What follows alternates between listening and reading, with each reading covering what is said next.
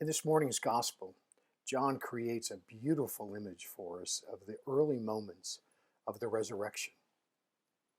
We see how Mary Magdalene's deep devotion for our Lord brings her to the tomb.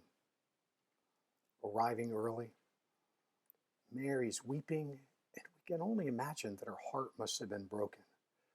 Of course, she believes that Jesus has been murdered, and now, if that's not bad enough, they've stolen his body. Because what do we know? We know that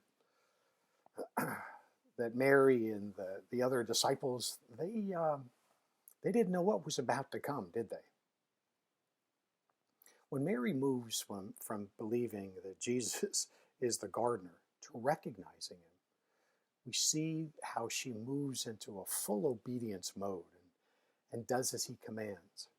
She goes and she finds Peter and John and tells them that she has seen Jesus and relays his message.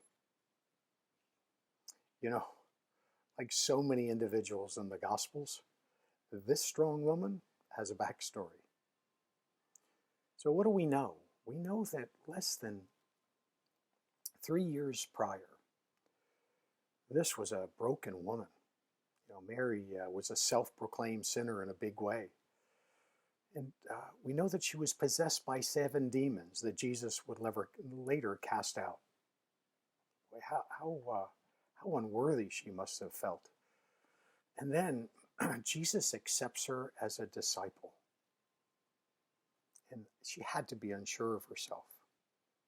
But she trusted Jesus to lead her on the right path. A path that would ultimately fill her with joy and lead her to salvation.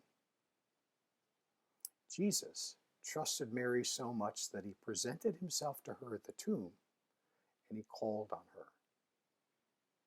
But why Mary?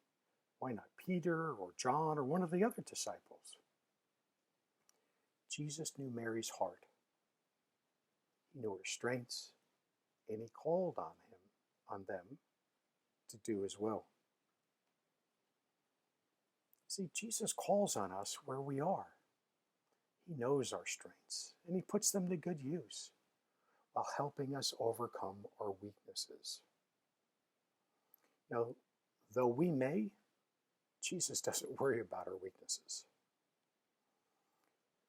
Let us each recognize the Mary Magdalene in ourselves and open our hearts to Christ, using us to carry out his will, no matter where we think we are on our spiritual journey.